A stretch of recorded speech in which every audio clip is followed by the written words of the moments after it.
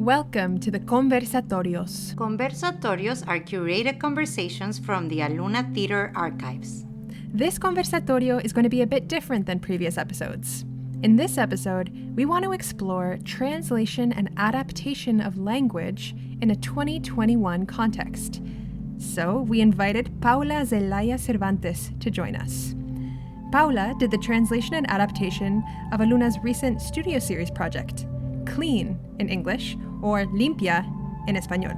We invited her to reflect with us on material from the Aluna archives. In this episode, Paula reflects on two case studies of contemporary multilingual theater, Aluna's 2016 interpretation lab and her recent translation process with Clean. We started with Aluna's archives from January 2016 and listened to a panel of artists and scholars after an open rehearsal of Aluna's interpretation lab. The Interpretation Lab was a 1.5-year-long experimentation in how to break the barriers of language through image, action, technology, and translation. Aluna's theater team of bilingual theater makers worked on stage in English and Spanish to explore new approaches to dramatic translation and to test the possibilities of creating a translingual theater. First on the panel, we heard from Maria Constanza Guzman, a translator, translation scholar, and associate professor in the School of Translation and the Department of Hispanic Studies at Glendon College, York University. We live in this illusion that language is just this utopian space that we have full control of. But no, language is never that, and language is in writing and dealing with texts is more often than not this exhausting, completely frustrating experience. I love her. It's so true. It is a frustrating experience. Yeah. It is really, really true. It's amazing. Yeah. As a translator, are you ever satisfied? I do get to a point where I am satisfied because otherwise I can't move on. Like I can look at the thing and say, okay, I'm happy with this. But while you're translating, it is really, really not scary, but kind of like, it's not a really comfortable experience because of course things don't fit into each other like you would want them to. And then the whole point is that they don't. But it is a frustrating and kind of like uncomfortable situation where you're trying to get these beautiful words in one language and turn them into beautiful words in another language. And you realize how many gray areas there are in the language you're trying to pour the first language into. So yeah, it can be a little frustrating. And of course, we all do want this utopian thing where like, oh, I got the exact meaning. And sometimes kind of like manage to do it, but most of the time you don't. The funny thing is the translation in itself becomes a thing by itself, right? So it doesn't have to be a carbon copy of the first. And that's the whole point. The whole point is that it works in its own language and tries to keep lots of the things from the original piece, but it's never going to be the same. And you kind of have to come, make peace with that. It's hard. It is. And frustrating. I like that word that she used.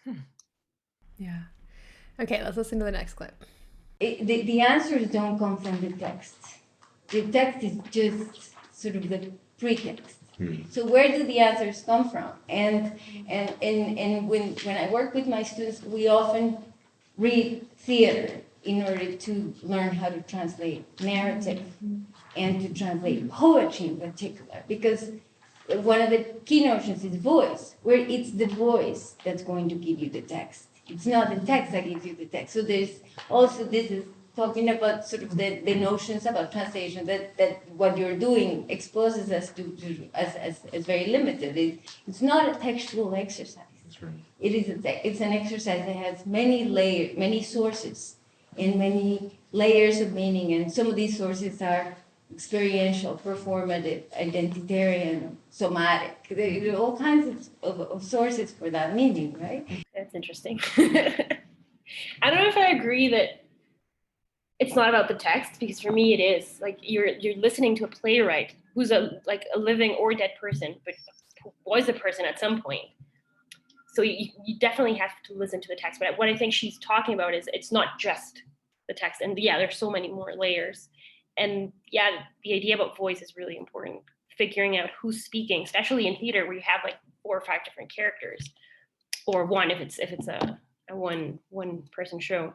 But yeah, of course, you have to try to find how that person speaks and then how they would speak in Spanish or in English, depending on what you're translating into.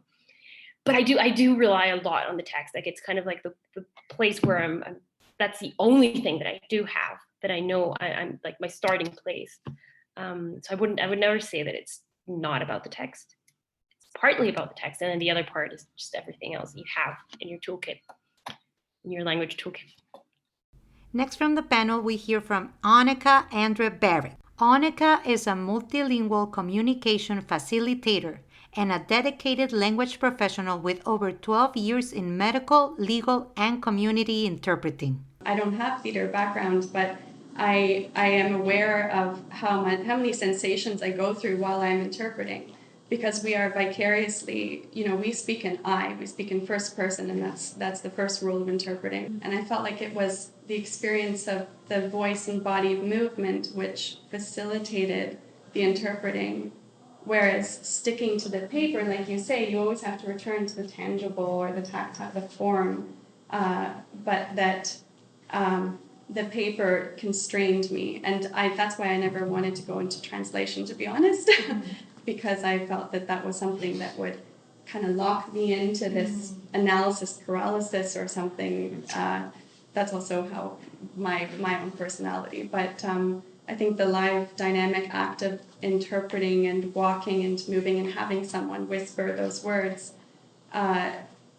was something that really speaks to the experience of any person that is living in 2 or more languages and has that native other language in the context of Canadian context and is always having to interpret for themselves. But it's silent interpreting in their mind. So I really felt that frustration with you, that kind of tension.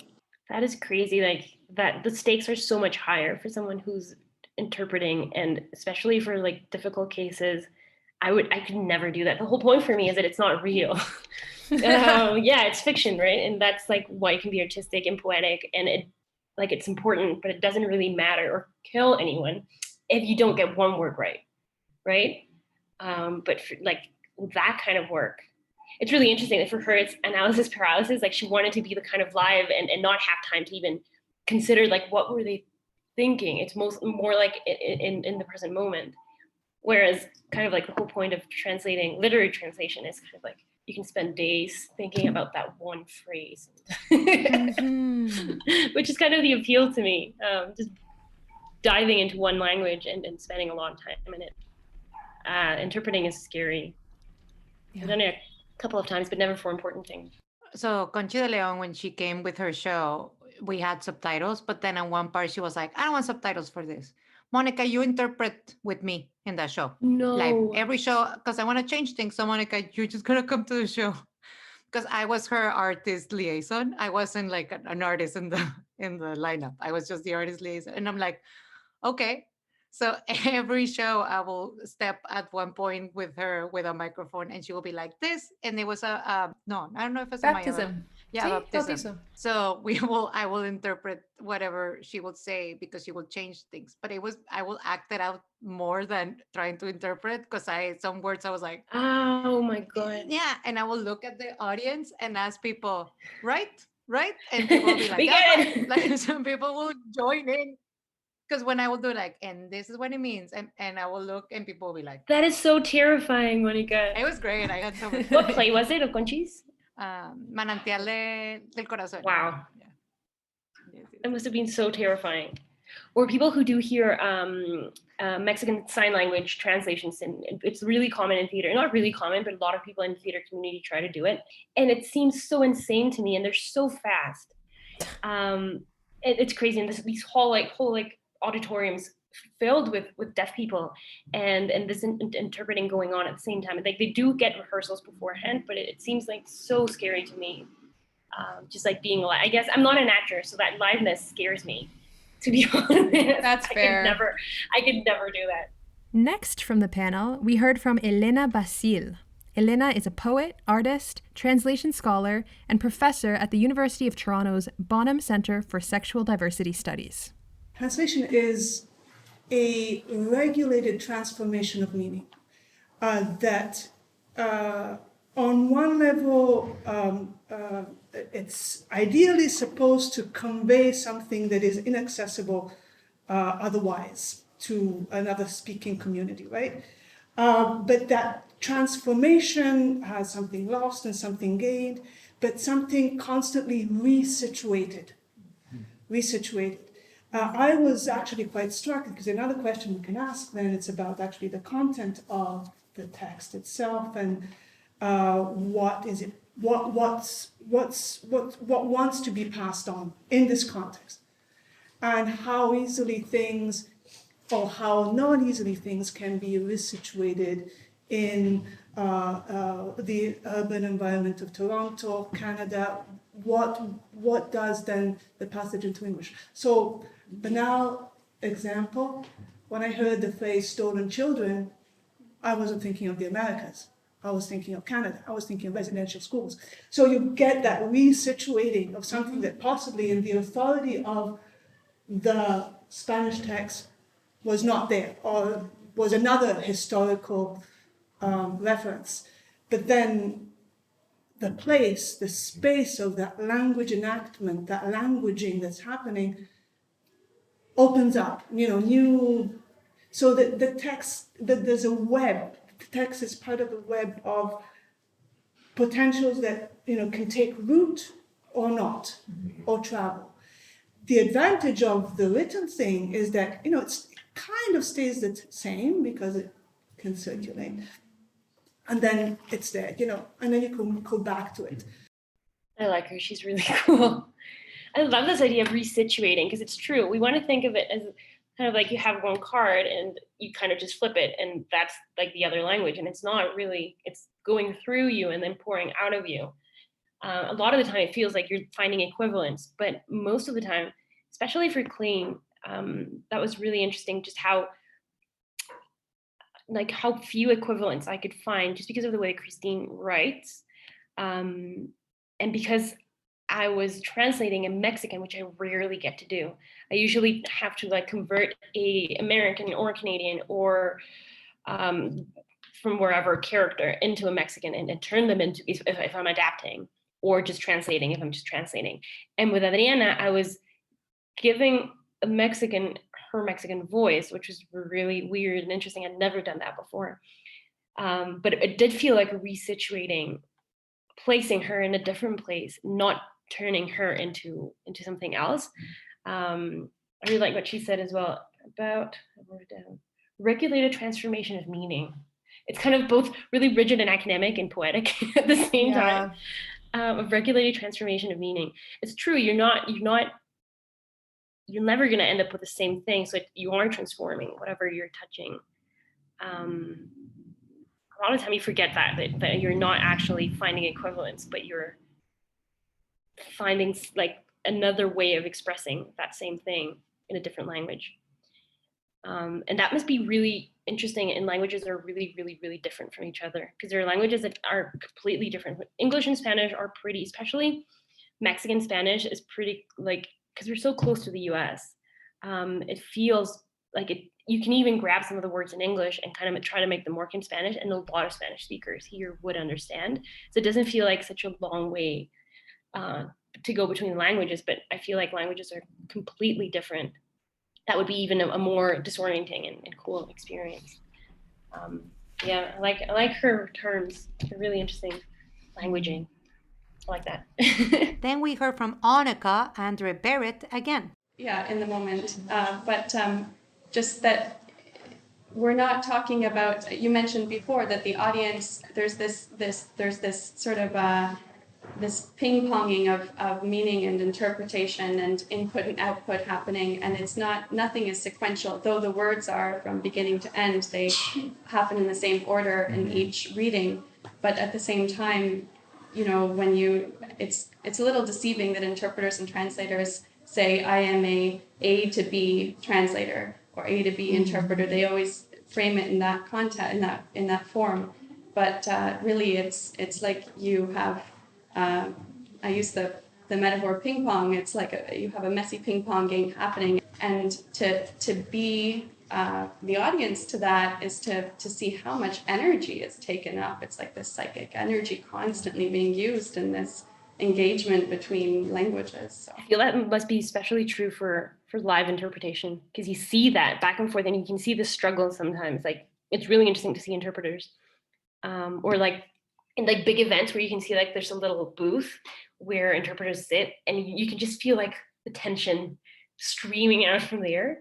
But it is true that it's not A to B. Like, a lot of the time I'll start translating something, and then as I move through the text, I'll realize that certain things that I used before don't really work. And it's kind of like the thing itself informing its own translation as you go along. And you come up with better words, or you get a better sense of like the cadence of the text or the characters. And then suddenly what you did at the beginning, this happens playwriting as well. You start off with something and then you realize that's not the right beginning. Because the rest of the play has already happened. And then now you know what's perfect for the start. But it happens in translation too. So yeah, ping-ponging, messy ping-pong. Then we had some specific questions about Clean. Clean is a co-production in development between Neworld Theatre in Vancouver and Aluna Theatre in Toronto, written by Christine Quintana with translation and adaptation by Paula, our guest here. How did you approach cultural translation with Clean? Can you explain a bit more what you mean by cultural translation? So I can, yeah. Yes. Yeah, because the story of Clean particularly happens in an encounter between different cultures. Right. And translating that text to the other language, like, for example, having the Mexican character speak Spanish, but Yucatan Spanish, but also English, you're translating so much more than just the words. And then having that Canadian character speak English in that Mexican context, and then also then speak Spanish. There's like more than the words that are being... the whole team also has a vision of the cultures. You and Christine do. So, yeah. Right. So the funny thing is that Christine had a pretty good sense of like culturally what her character's context was. So it wasn't like she wrote a Canadian character that I then turned into Mexican. The character was already Mexican. She was only speaking in English. Of course, there were some things that I talked to Christine about that I was like, okay, so maybe this isn't quite accurate. Or we had a conversation about houses in Mexico and how they wouldn't have like an open backyard. You would never have that. In certain places, maybe, but in general, you would never have like this open backyard that you can just see the street from, because like, we're all hiding behind big gates or smaller ones, depending. So we had a conversation about that kind of thing. But the interesting part is that I did feel like I wasn't pouring like culture into a certain culture into the character, more like just giving her the words to be what she already was. Yeah, the thing is, like, Spanish is my first language, so it doesn't feel like there was she is a person from a different state, right? I'm from Mexico City, so that was part of like my research, was trying to get that part of it, was this cultural side of, okay, so how would people from there? I actually asked Conchi to ask some of her friends to read like a fragment from the play, and then tell me if they felt it was okay, and then so I could hear as well like their accent and the rhythm. So we did do that. So I feel like the cultural part of it was mostly trying to get her into that context of Chetumal and that area, because Spanish to me is Mexico, like it's Mexican. I can't kind of like separate it, because that's just like the thing that I speak is Mexican Spanish. But I did go into, for example, asking Conchi a few words that they might use in the area, or researching certain dishes that might be super common in the area, that kind of thing. We did go through. And Christine had a good sense of certain words and situations that might happen, because her dad, who worked at a hotel, just like the character did at some point in his life, she visited him a couple of times, and so she had that kind of like perspective into that world. So that was helpful. It was kind of like her her ideas and her cultural kind of ideas of what would happen to the character and the way she would speak, and then kind of like my interpretation of it as well coming together. So yeah, it was mostly giving this Mexican character a Mexican voice and finding out what would feel more true to that area and the patterns of speech in that area, which was tricky. It was, yeah. Yeah, I was thinking about that because it's like, yes, because when you translate it to English, how do you keep the como Yucatan accent? Right. Yeah, that's why I think it's like, it's so, I don't know how, yeah, to approach that. How would you approach that? That's also like one of the things that it's tricky for me too. It was tricky for me to know because it also depended on the actor, right? And I think one of the most important things for that play is finding an actor who has like a good sense of that area, or at least that accent, because it is really distinctive sometimes. Some of the clips that Conchi sent me were pretty, like the accents were really strong in some of them, and some of them were really, really, like, especially the younger people had like a way lighter accent, so that made it easier as well for them to find a Adriana, because we found out that it wasn't really as strong as we thought that it could be, especially for younger generations. But yeah, the accent itself is kind of like this work that you do with the actor, which is tricky, but because it is an interesting accent, it's beautiful. And not a lot of people know about it outside of Mexico, right? Oh, totally. I think one of the interesting things about this whole process and the show in particular is that it's trying to be very specific. It is. Like Mexico has a bunch of different states and they're all very different. And this is not just set in Mexico, this is set in Yucatan, in Chetumal, and in Cancun. Exactly. Mm-hmm. And in the hotel business, right? Industry, which is, it just has so many different accents that you would hear in that one setting, because it is like a melting pot where lots of people who would never interact with each other do come into contact in a hotel. The next question is, how did you approach making a trilingual play? Was there a scene in particular that was challenging to navigate in both languages? So I saw it as trilingual in the way that we were doing the workshops, like Spanish, English, Spanish, English. Okay. Also, that's how I saw it also. Yeah, true. Because you do have like the monologues in English and the monologues in Spanish, and then those scenes where they yeah, that is true. It does feel like three different areas of, especially because of Adriana's English. It was funny because before she was translated into Spanish, her English was this beautiful, flowy, like Christine's writing. And then when they had the scenes in Spanish and English, of course your English seemed less fluent and easygoing, and it just felt weird because to me Adriana is really eloquent, right? So it was interesting to see that kind of how it was represented in English, that her first language wasn't English, even though we were reading these whole beautiful monologues in English that were for Adriana's, right? But yeah, it does feel like three different areas in the translation. Was there a scene in particular that was challenging to navigate in both languages? There were a couple. There was one scene in particular. There were these dream sequences. And of course, language becomes really poetic. And to be honest, most of the plays that I've translated are really like contemporary theater where you have like dialogue and it's really clear what people are saying. And here we had these almost like stream of consciousness passages where, not like even in English, Christine couldn't quite explain what was going on in her head, which is really cool because they're beautiful. And in English, you kind of get a sense of what the characters are doing or feeling or saying. But then when you're trying to like pick the actual words to turn into another language, you have to make a choice. Because in English, this one word has three different meanings, whereas in Spanish, you have to pick one of the three meanings. Otherwise, because it would have to be three different words, and you can't do that. So those passages were really, really difficult to try to render in Spanish because you have to kind of pin them down in English first and see like, okay, yeah, this is beautiful, but what is actually happening? And then it feels really sad because you lose some of that. So then how do you kind of like grab a sense from that and then turn it back into poetic and kind of an attainable thing again without it being without it being completely obscure, right? So that was really hard, and it's kind of sad because you feel like you're losing something.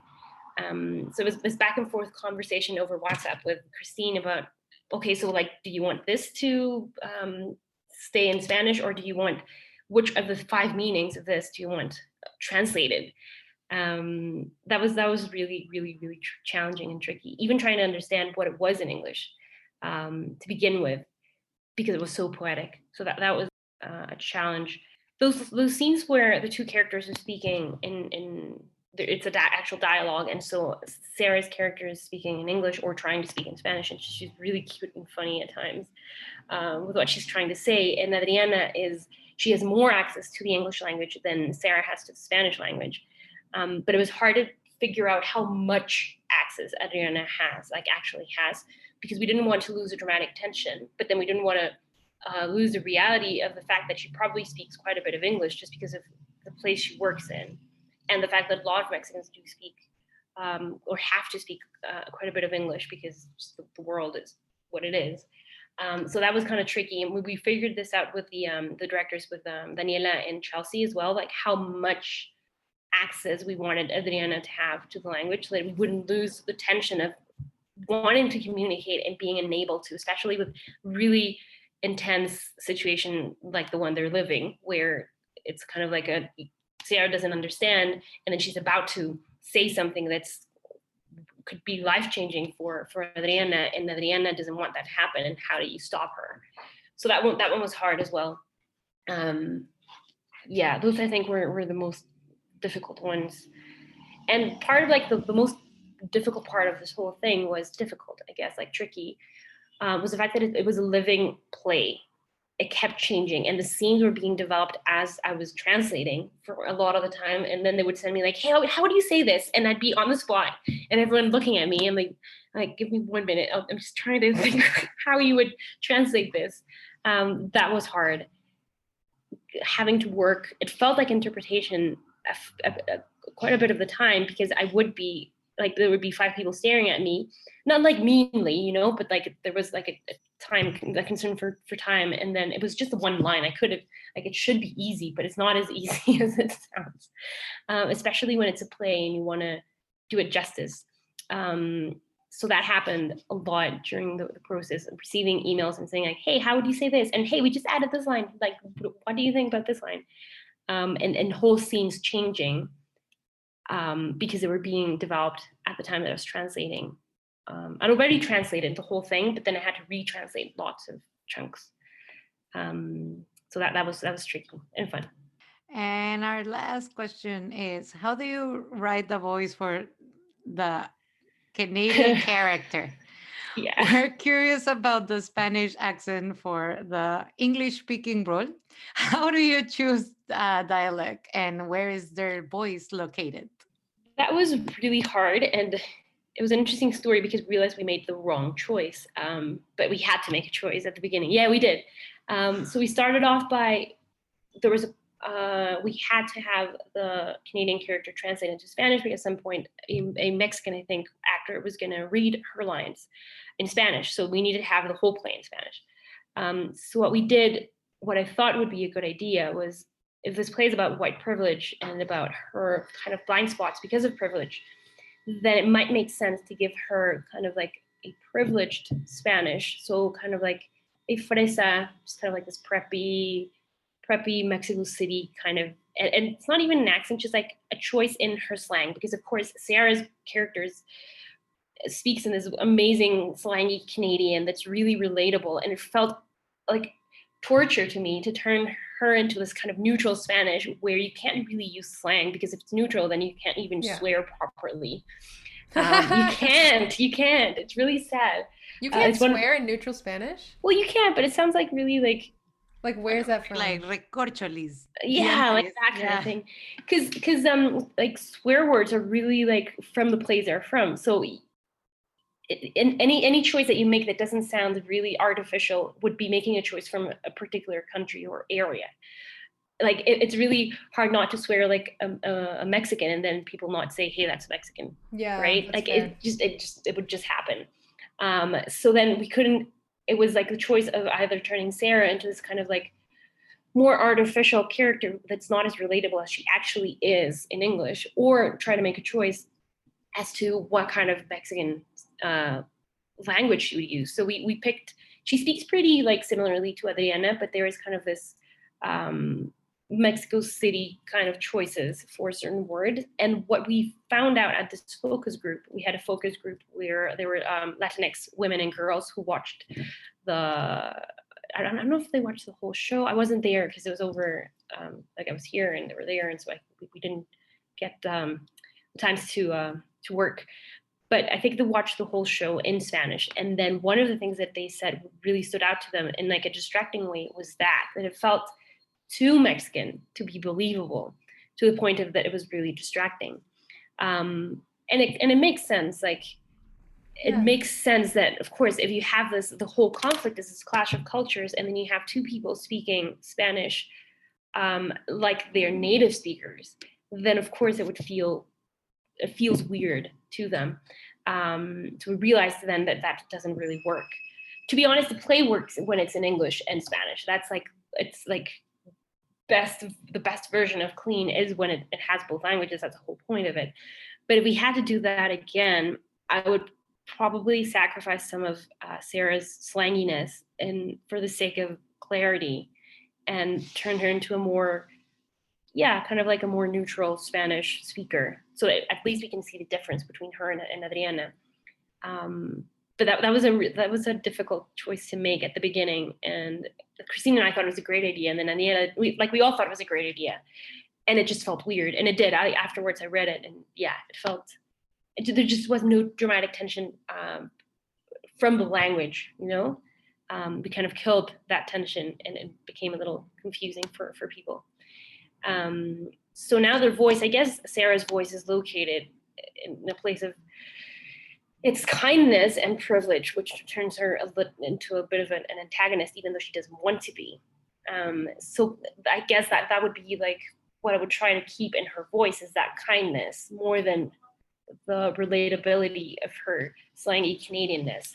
Her kindness and her idea that whatever she sees in the world is exactly matches her own experience exactly, when of course we know it doesn't. So that's kind of like her defining characteristic more than the way that she speaks for the play to work. So I would try to respect that more than whatever we felt the language would work, the kind of language that would work. But I don't know if we're ever going to do that again. Maybe.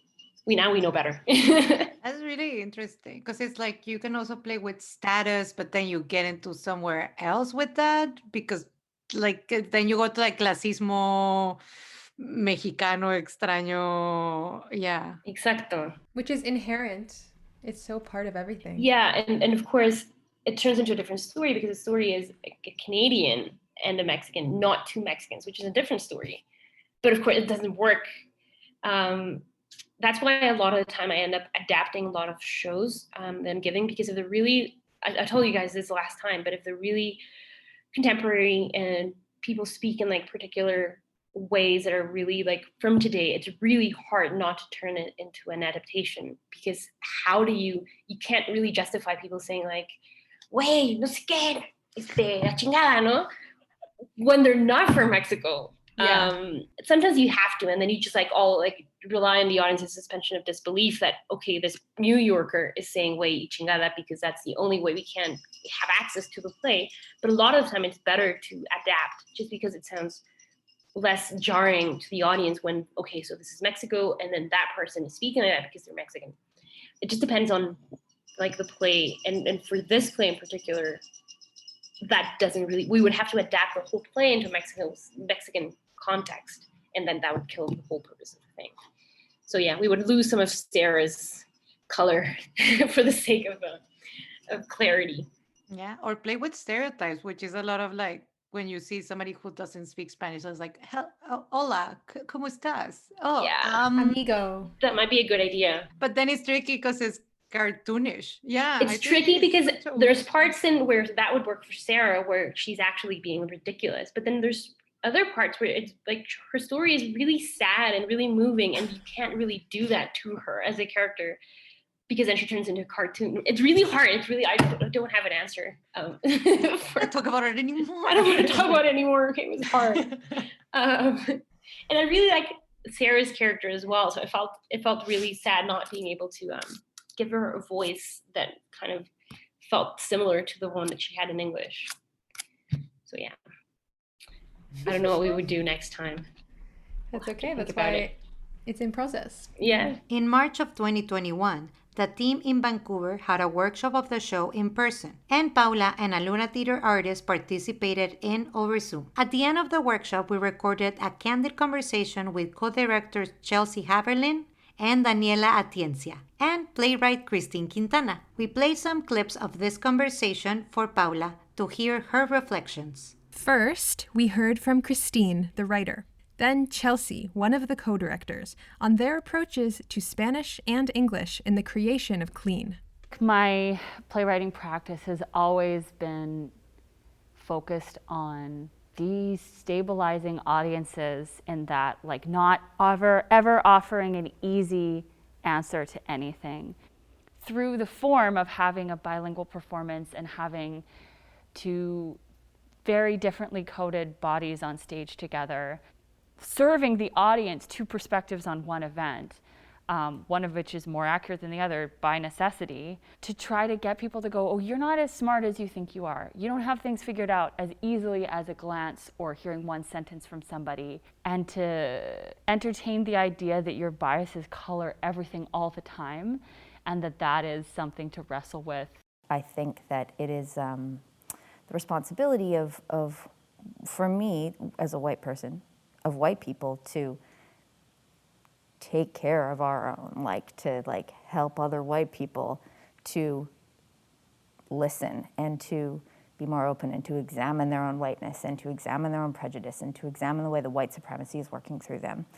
And I think that for me, this piece was initially very intriguing because it felt like it didn't let white people off the hook, but it also didn't immediately skewer them. It really complicated that question in a way that is very difficult to do. Listening to the Spanish language and being immersed in Latinx culture has been an incredibly eye-opening experience for me as a Canadian white person, in terms of really feeling like I have a better understanding of a different culture, and language is such a big part of that. Yeah, that's one of the things I really like about this play. I think as a Spanish speaker, and then a Spanish speaker who lived in Canada, Spanish and English have always been pretty close to me, as in English is my second first language. I don't feel it's my second language, but it has been, it was as a child, kind of this feeling that you had to do better and be better at speaking English and trying to grab everything that you could to make your English better. And it's this constant thing where also getting into Canada and trying to figure out what my accent was, because it was weird because I came from a British immersion school, but it was kind of Mexican British, and then getting to Canada and people saying oh, you just learned English. I'm no, I've been speaking it since I was 4. And there's always this constant struggle, even for a speaker who feels incredibly comfortable and confident in English. It's always kind of this battle. And it's really interesting that this play puts the English speaker in that position. And there's this battle and this discomfort and this feeling that you're not enough as you're watching the play, which I think is pretty healthy sometimes for people to feel oh, okay, so I don't know everything and I'm not enough, not as a human being, but as in the things that I know and the things that I have access to, I need to work more. So I feel that's one of the really, really interesting things that happened in Clean was that. And I think also the workshop was kind of like that, because everyone was either having to, and it's really hard to be do this thing where you're speaking English and then turn it back, switching into Spanish, and this back and forth, even if you're really confident in both languages, it gets to be a little tricky. And so that was tricky for me as a Spanish and English speaker. And for the English speakers in the room, it was hard to get entire blocks of the conversation being inaccessible to them or partly accessible to them, because not everyone there was like, a lot of the time people would switch to Spanish and then just like be a little bit, I don't know if it's insensitive, but just like not caring that other people in the room can understand that all the time. And I think that's healthy too, because it happens to a lot of people, being like feeling like you're out of the conversation because you don't speak English. So I feel like that's really interesting and something that I feel theater should try to do, especially in countries where, because in Mexico, we don't deal with this clash between English and other languages. We have Spanish and then we have indigenous languages, which I think, I was gonna say the opposite, but I think we should be doing that in Spanish as well, in Mexico as well, where you're dealing with, Spanish as the universal language, and then you have all these other indigenous languages that people kind of like don't even care about when a huge amount of people here speak them. So I feel like that's something that theater can do really well and should start to be doing, is putting audiences in uncomfortable positions using language as a tool. That's one of the reasons I felt Clean was incredibly interesting. There was this one point of the workshop where they were figuring out the final scene. Well, not the final scene, but one of the final scenes, the climax.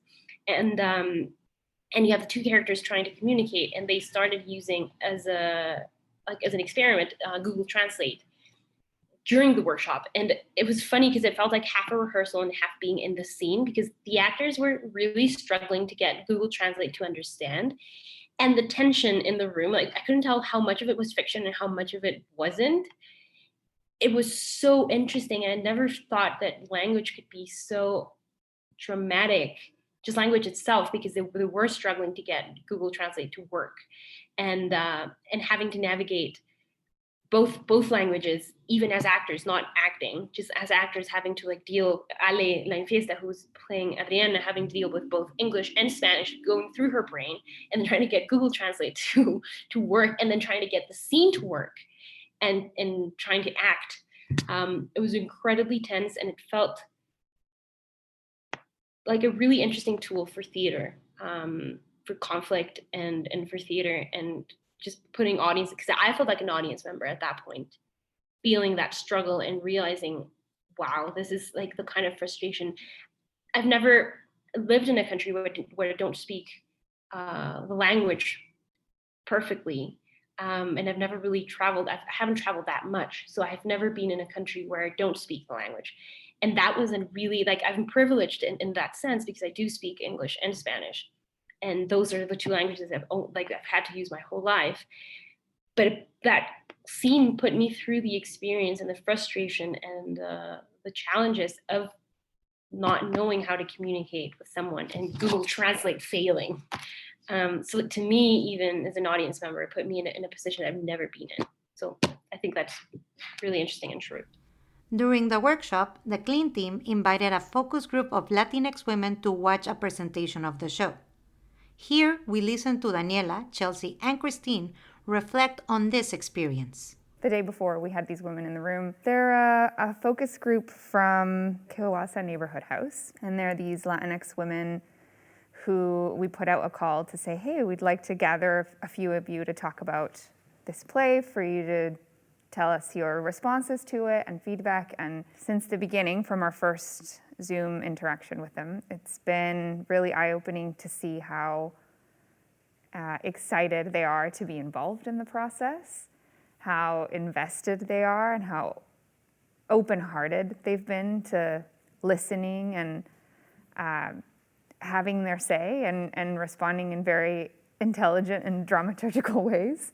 So it's been this beautiful melange of integrating non-theater folk with theater folk, and it just has enriched our process beyond a place that I'd kind of forgotten was possible. And the most important thing about that, I think for me, has been talking to everyone in the room the next day after having the group in, and hearing from the Spanish speakers in the room what it meant to be in a room where Spanish was really the center of the conversation, and just really acknowledging how rare that is in professional theater in Canada and in Vancouver, and the importance of this piece, I think, for that audience. you know, as a second generation Mexican American on one side writing a piece like this, I'm very aware of what my responsibilities are in terms of representation. And to me, above all, like this audience of people from our community who live in our neighborhood who are Latinx immigrants, like they're the people I feel the most accountable to above all. It was an interesting moment for me because I find that our artistic dialogues tend to be extremely binary. And to be in a room of people excited to embrace complexity and to be represented in a complex way, and that was resonating and craved, was really tremendously affirming that we're on the right track. So that felt really good. I couldn't be at the focus group, so I kind of like never got a chance to see these women's reactions.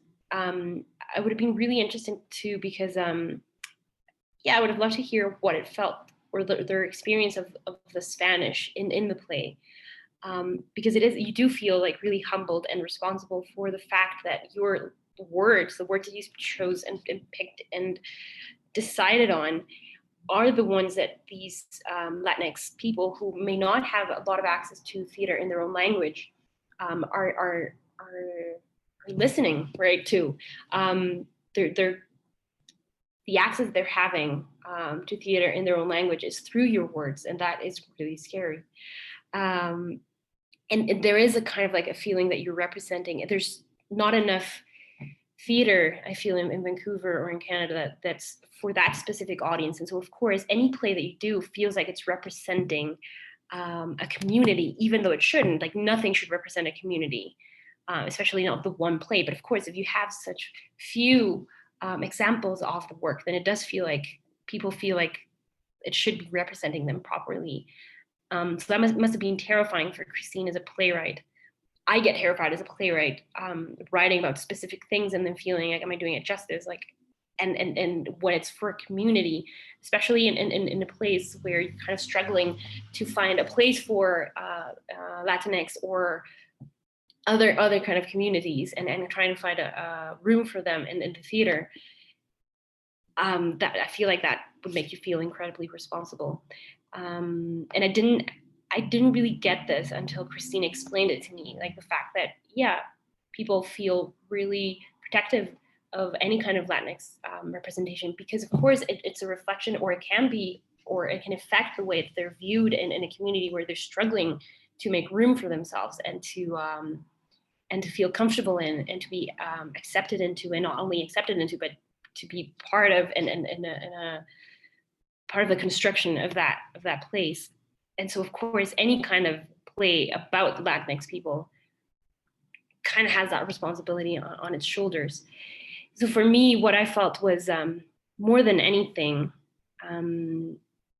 being true to the language of the area, that I wasn't, like, I'm not from Chetumal, I'm not from Yucatan. And that felt really, really scary to me. So I did as much research as I could. And I feel like the play could work even further towards a more accurate representation. But what I felt was the language was accessible enough that it's not only for the area, because of course you have lots of different Latinx people in Vancouver who are not even Mexican, right? So it couldn't be completely from Yucatan, because then it makes it inaccessible for a bunch of other people. So we kind of had to strike a balance for the audiences that you get in that specific place. And I'd never really given thought to that, because I've always written for people in Mexico City, not even outside of.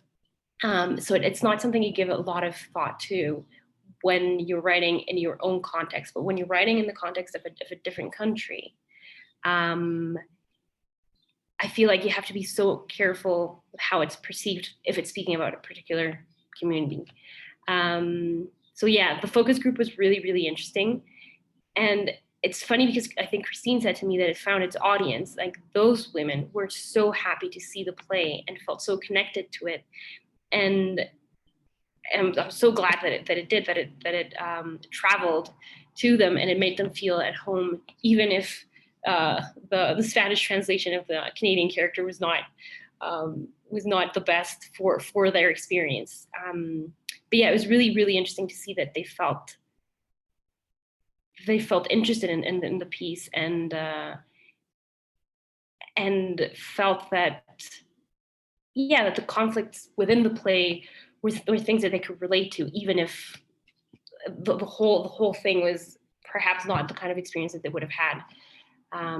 So yeah, I think, and focus groups are really, they're so scary to me as a playwright, because you kind of want to know what people think, but then you kind of don't want them to know if like some parts don't work, and you have to be really brave to be okay to hear that kind of thing. And then the play becomes stronger just through listening to other people, and especially to the audience that it's supposed to reach, or one of the audiences that it's supposed to reach and to feel true to them. So it was like la prueba de fuego, having those Latinx women and girls from different age groups as well react to it.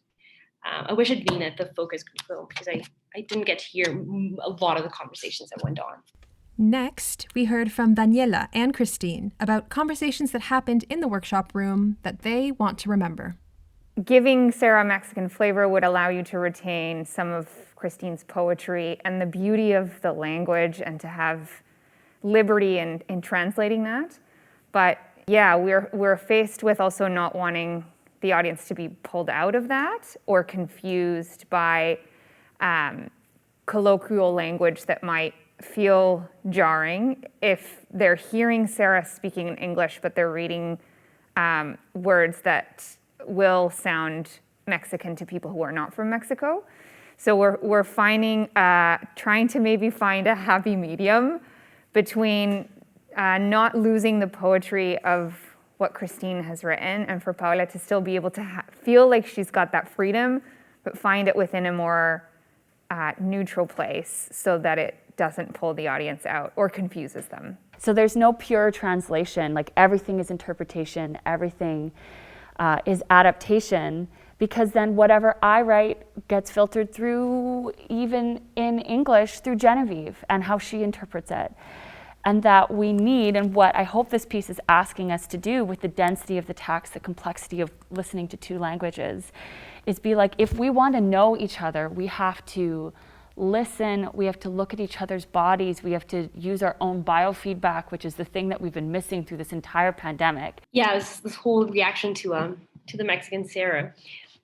A hunch I had right now, which is helpful, a lot of the time when like reading novels, I remember reading novels as a kid where they would be, it would be written in English, but the character would be from a different place. And what they would do is use a few words some of the time, like papa or mija or ventana or things like that, to make you feel like they're speaking in Spanish, even though they're not. The novel was in English. So maybe that's one way that we could try to translate the Sarah, is to have her like do the same that writers do in English for other languages, is do the same for Spanish. So if like we translate her words into Spanish and then have a few words in English throughout, and then we keep the feeling that she is Canadian, even though she's speaking Spanish. If it works in English, why shouldn't it work in Spanish? I think that's a good idea that it just had. Reading through Christine's and Daniela's responses. But yeah, I think this whole thing comes down to the fact that we have to make peace with translation not being perfect, and it's never going to be entirely comfortable, because we do, like, as human beings, we like a lot of the times like having a black or white answer. We like straight answers, and we like to know the truth about things, and we're like more and more realizing that there's never the one truth, and there's never the one perspective, and you're never going to have like the actual fact, even though you really, really want it. So translation is an exercise in that, and not having the right answer, which should be an exercise for everything. I feel like just everything. I'm working on a play right now, and we're like, it's already in previews, and we're still finding things that we are not entirely happy with, or things that we're like, oh, did we make the right choice for that? And like, there's a point where you can't have all the right choices in front of you, like every possibility, and just like pick that one. You did what you could with what you had at the moment, and that's the play. Like, that is the piece that you created, who you were and where you were at the time that you created it. And like all the other perfect ideas it could have been, like they're not even important. So yeah, I think theater, art, and translation in general are about coming to terms with the fact that you're never going to have the right answer, and it's not about that. And yeah, just making peace with that, even though it's super hard.